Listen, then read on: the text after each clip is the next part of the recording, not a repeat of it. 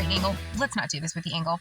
I wanted to talk to you a little bit more about my Tumblr blog. If you watched my other video, the name I will put here because I cannot remember its title, I was talking about how my Tumblr blog is part of the book Dark World Light Work, the memoir that I wrote, because I have had it for, I think, over 15 years or almost 15 years, and it has definitely evolved with me, and you can read about the person that I was back in the day in 2012 and then look at the way that I blogged back then and see the difference between the way that I blog now. And it's very fascinating and it follows along in the book beautifully, which is why I made it part of the multimedia experience.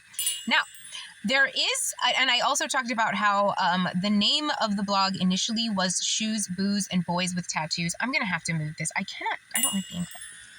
And now I'm going to have to hold it. The name of the blog initially was Shoes, Booze, Boys, and with Tattoos. And I really did not even, I loved shoes and I did like boys with tattoos. But I did not drink booze, but I just thought it was cute. But anyway, I told that story already. And so that I changed. And I wanted today to talk about something that I did not change. And that is the statement that I like boys who like to bang. And this is true. And when you hear that and you look at the blog, I hope you can see exactly what I'm talking about. I love like a rugby player, a football player, an MMA fighter, a drummer, a rocker. Like I love that vibe. Boys who bang.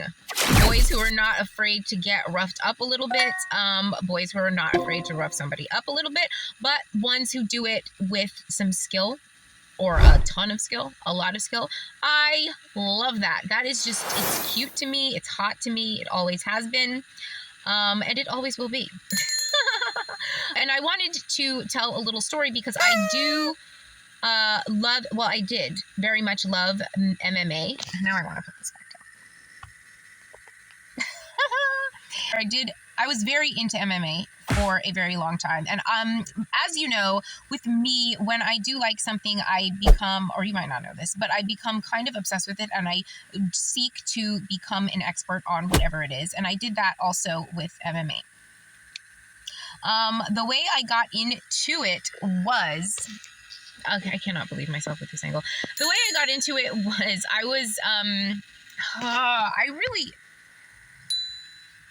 is this better? The way I got into it was I went to watch a fight at a bar and grill with one of my friends. And it was a fight between George St. Pierre and Dan Hardy. And it was an amazing fight because I could tell that George St. Pierre was technically a very advanced fighter. And he was very skilled with the technical end of fighting to a degree that was almost clinical, and that was absolutely fascinating to me. But it was Dan Hardy's heart. The fact that this guy would not tap, it looked like George St. Pierre was going to break his arm off of his body, and the dude would not tap. He just let his arm bend to out of the socket all the way around. He didn't even care. And he got back up and swung on the dude with that same arm. And in the end, I do believe that fight went to a decision. And obviously it went to George St. Pierre. However, I left the place eager to get home to Google Dan Hardy. Because I had never until that point, honestly, seen an athlete or a human being display that much heart in a way that was so meaningful. Because it was like just him. It wasn't a team sport. It was just this guy against this other guy. And he just was amazing. And they both were. And after I Googled Dan Hardy, I Googled George St. Pierre. And I mean, it just opened up a world of these people with this skill and this ability, and the heart of these men is unlike anything I've ever seen in the sports world. Mostly just because I am an individual and a loner type of person, and this is an individual sport as opposed to team sports. But I love guys like that who play on a football team or whatever, because at the end of the day, it's individuals working as a team. And that kind of energy is just an energy that I carry. I don't bang myself. But I love that energy. And I kind of do in a way that is not as physical. I feel like I go hard, like, beast mode. Like I put that all the time. And I know that's Marshawn Lynch. What was I talking about? Oh, I just love that energy. And so I became obsessed with the sport and all of the boys. And I watched The Ultimate Fighter, all the back episodes. Like I was like 7 years late or whatever, but I watched them all.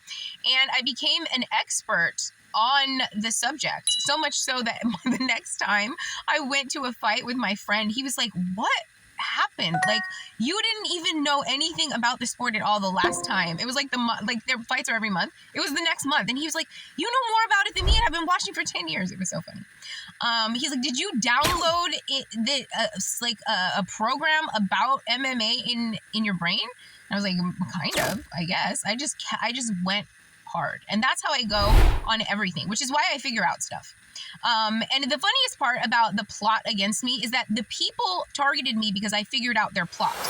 And then they got upset and lost their minds and all their money every single time I figured out their plots. And I'm still doing it to this day, live on YouTube and Tumblr. And I think they get shocked every time, but that's the whole thread, bruh. The only reason you know I exist is because I figured out your plot. And so, like, every single plot, I'm going to figure it out. I'm always going to be smarter than you. Dumbasses. Anyway, I digress. Is that even the right thing to say? Is digress? It feels like digress means, like, go back. But what do I know? Anyway, I know a lot about some stuff, and then other stuff I'm just like, huh? That was something that I wrote back at the Shoes, Booze, and Boys with Tattoos era. And it stands to this day. I like boys who like to bang. That means no stunt punches, no stand-ins, no body doubles taking the hits, no just grazing, like, what is this, pretending. The real deal mofos. Okay, thank you. Love you.